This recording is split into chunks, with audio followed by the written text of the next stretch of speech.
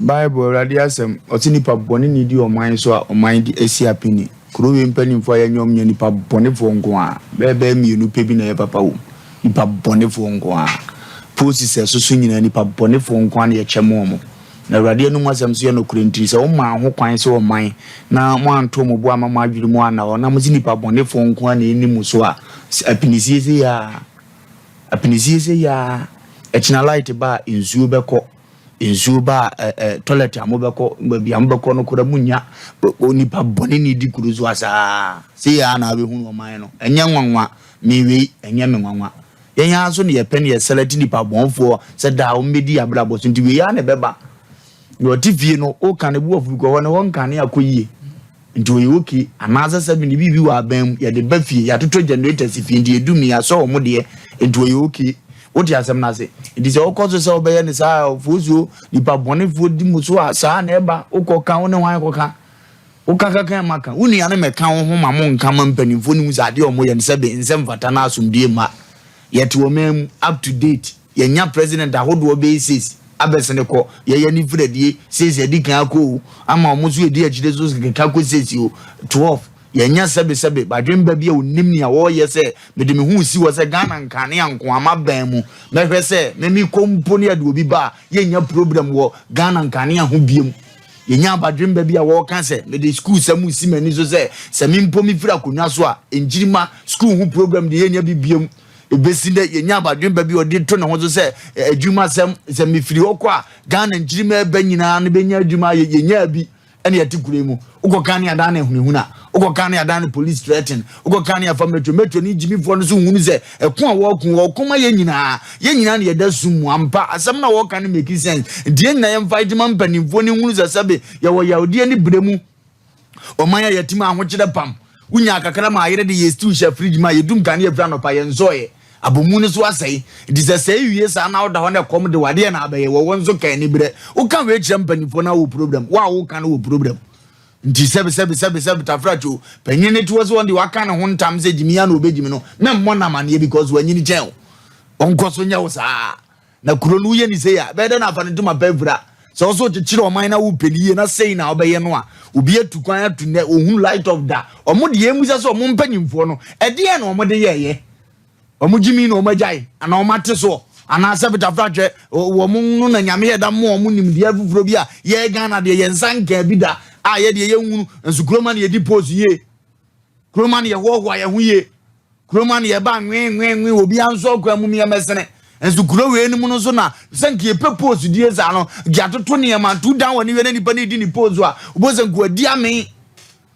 odi azam na se na go adi ame na enso pose ne de obeje ehu adwuma wanya ma na so ame de minim bro no anim guase cha so ame ha udi ska ka me ho kura za metena kuruma nka me bakuma kura ze go so me firi wa ba adwuma da bia kanu me pe chense me de betena so ame uko parliament apanyimpa a wo ho sabita ho am so no a uko parliament apanyimpa sabi wo up to ne u tiasam na se vozo un tiasam na se hunu ba bia de ni firi ba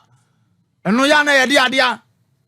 edinia yesi nyina ne se ade ne ye monim se mahunu na Ghana ya ne ye mo wade abobo ba ye hunu we ube kombe net internet o maye ne sa be kombe omudi gi aye ba ko de ahwe o se du si ye to aba ne ye block ne be ya ube kom ye mfi adwene ko ni afa na goro edu si ye to aba nse mu no mbedi enti no maye da block se be ya ye kwa enko tutu ana metofo abese ko ube kombe ehun reasons no master ti ya dwene nko ya nyene nko ya to ana eduru abato ube se internet nya adwuma ba pen o eni enya nto abakra se bi si pen no de ayam fato na esi so enso no de ye o made no de ye wade wodi ase eduofozo ni aye kanya ne se saade no mo ye no ase on kwa bi fa so wuo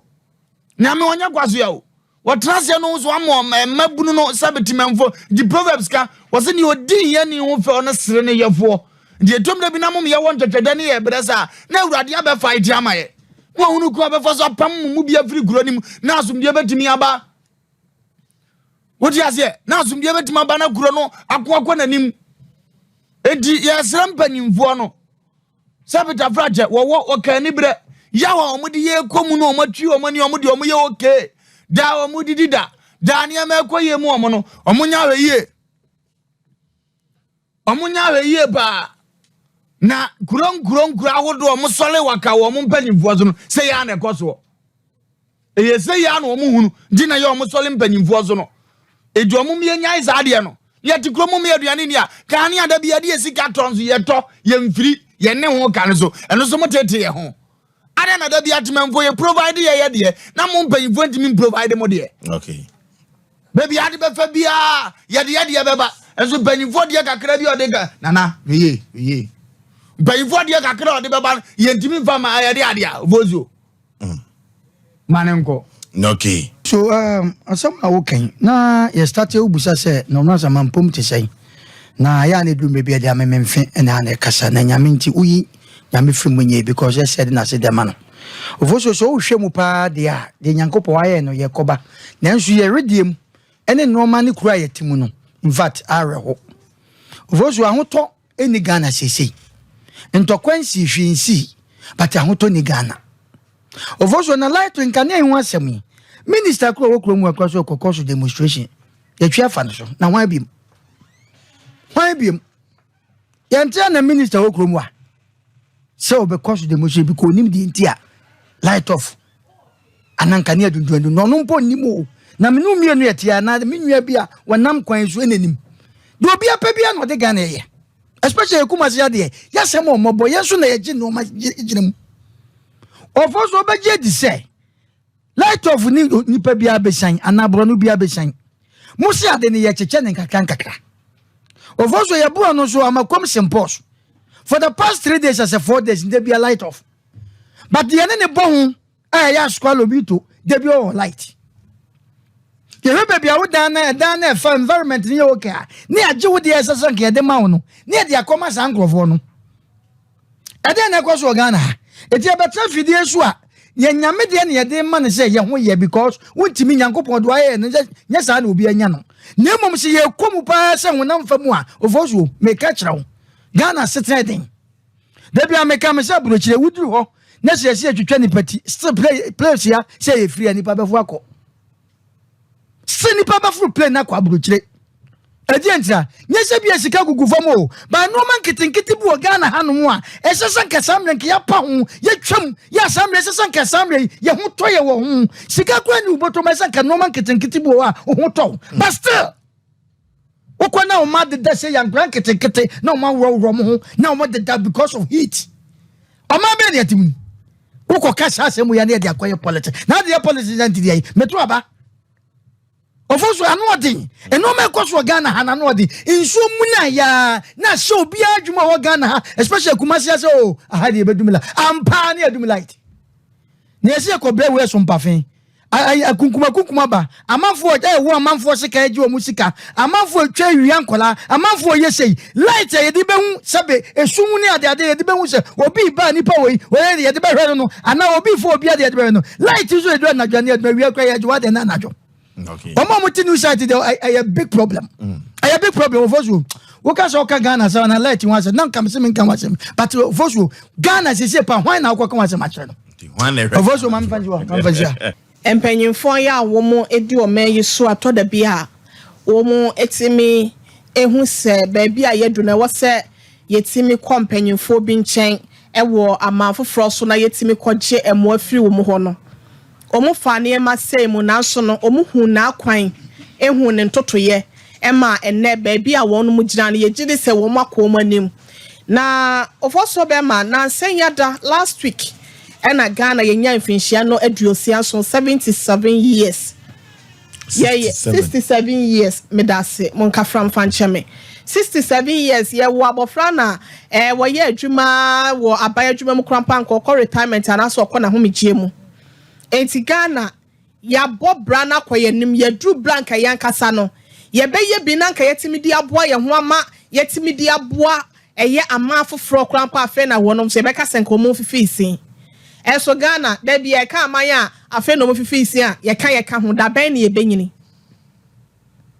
na se de ekoso wo mem ha se no no wontimi hu aban eba de obeye no aban bi ya wotenche ne beka ho asem enso ma ban no free one bi no emeye ubewu so no so no adekedon na as the same lane ena ye nyina ye dai ye nam na bra so se mpanyimfo no be sorry na wiase wo we no obi enfri ni kurom emeye ukuro ye emfa ma je se wankasa ene wo hu ntoto ye wo hu niema e wasa wo fa anase ekwan ye wasa wo fa so ansana watimi aye wade esi de ye ni to obi so a ye bedi ye dokono kwa megiri se ebra wo ho e de ma ye se ye betimi adai etu sa na morning ti ye sra mpanyimfo ya wonu meda enyinama hoden aso e na no afei SOMPA fo Water River Authority for empanyimfo ya wonu meba se ye fa nkanea ematememfo ni dwuma wonum di motintin ma stakeholders ni esra wonum omunyina ya na womu hu kwan a wonum befa so a womu ne tememfo no ebetena ewo kwan pa so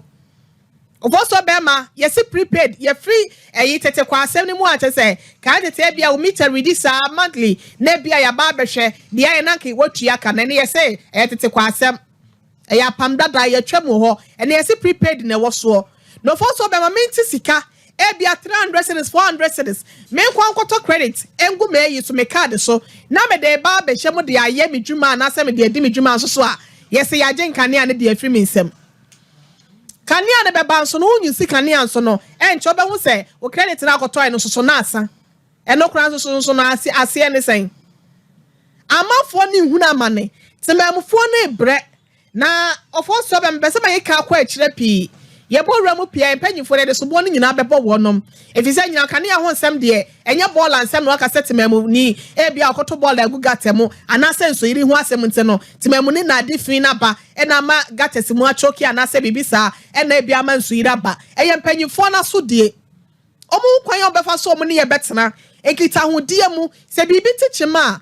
they should let us know say this is the situation at hand in no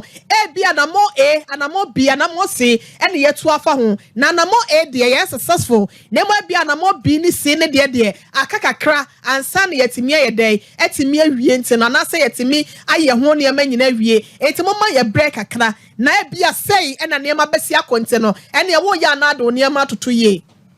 what's up ma make us say me fridge si me fie asay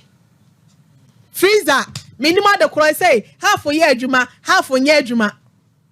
what the idea shemu asese a ubie fridge ba ko pe once krampo na bia yi uniema no obewu so obekọ akọ bia mu no na niema ni nyina a start na ne e basa ya na ha dwen moma ya ho kire na ye wom no eye mo manu aduane mentimi ni da krope because he can any was said the bia beto aduane and I say me de be ye aduane da bia sa e was me timi plan na me ye management e wo ma bla bo me no e na betimi abo mama mu na timi akoso fi say eye timemfo no toto mo hu ya e na be ma aban no so no ne ma akoye di ama na say me toto me ho ye na say wo so no wa ye kwasi kwan so gina kwantia anoma akone wa akode hu no so wa nafo no wa beti fia be bisa say ho ana ho no wa woni mu say me bua me ho say de be ya me timi fa me ha me to so na wa nkasa me bua me wo say me niema eno ne yekoya na se ebaye yesra wono mo hwe na empanyifo mu di dwuma ahodo na ya na ahokyere dodo na abeso mo so ye de kasa wa ase nom ye je afidie na kane akwa ye nimsa kane akwa so me so ye je boso me aketua